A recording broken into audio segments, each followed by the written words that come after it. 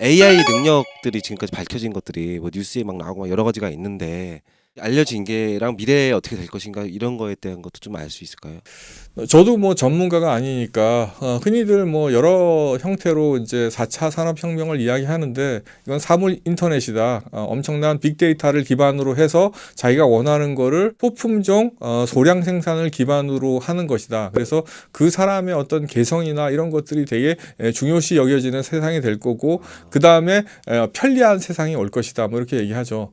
근데 이게 이제 되게 제가 말씀드렸듯이 그거는 되게 좋은데 그 사람의 개성이 존중되어지고 그거에 맞는 여러 가지가 좋은데 이거를 소비할 수 있는 계층이 소위 말하는 중산층이라고 이야기할 수 있는 이런 계층들이 얼마나 폭넓게 분포할 것이냐 경제적으로 봤을 때 이거는 상당히 무서운 일이 아닐 수 없다라는 것입니다. 그래서 앞으로는 결국은 뭐냐면은 자본이 돈을 벌 수밖에 없는 세상이 된다라는 겁니다. 경제적으로 보면 왜냐하면 노동의 가치는 별로 의미가 없어지고 인공지능이라는 특별한 어떤 인간의 두뇌를 여태까지 지식인들이라고 얘기하는 사람들 있잖아요. 의사 이제는 수술하는 로봇이 나오잖아요. 많은 시행착오를 가지고 감정을 가지고 있는 인간보다는 로봇이 빅데이터에 의해서 수집된 자료를 가지고 아주 손 떨림도 없을 거 아니에요.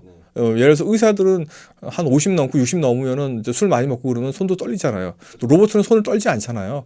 아주 미세하고 그다음에 많이 축적된 빅데이터를 가지고 수술을 한다면 훨씬 더 잘할 것 같아요. 그러면 소위 말하는 의사 이런 사람들도 없어진다는 거 개념이 되잖아요.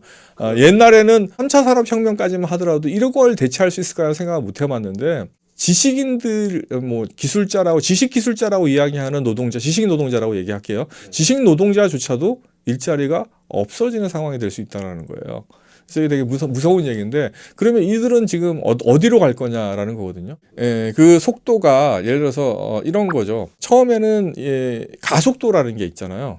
처음에 떨어질 때는 속도가 작아요. 근데 속도가 점점 빨라져요. 근데 지상에 닿을 때는 닿아서는 엄청나게 빨리 간다는 거죠. 요만큼 온 거하고 요만큼 갈 게 시간이 걸리는 시간은요 반도 안 걸린다는 거예요. 그래서 무시무시한 속도로다가 우리한테 다가올 텐데 지금 속도가 아직까지 빨라진 상황이 아니니까 지금 미리 자본 축적을 해야 된다라는 거고요. 그 자본 축적의 의미가 뭐냐면은 그런 회사에 우리가 투자를 하는 거예요. AI와 관련되는 회사에 투자를 하면 어떻게 돼요? AI 관련된 회사하고 우리는 동업을 하는 거잖아요.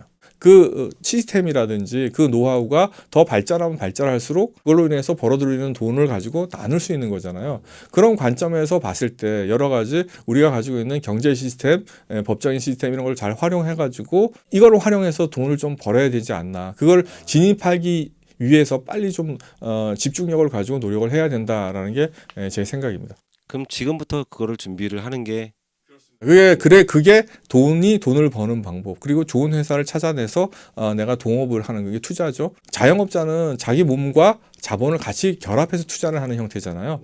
이것에 대해서도 방안을 마련해 놓고 내가 대비를 해야 된다. 무작정 내가 그냥 내 노동력과 자본을 투입하면 창출되는 그런 시대가 아니다라는 것입니다. 그래서 세금 제도에 대한 이해라든지 법률적인 경제적인 어떤 전반적인 또 국제적인 어떤 시장의 흐름 이런 것들 이해를 통해 가지고 내가 이것을 차분히 대비를 한다라고 하면은 그 상황에서도 내 중산층의 지위를 잃지 않고 버틸 수 있다라는 게 제 판단입니다. 네, 감사합니다. 네, 고맙습니다. 네.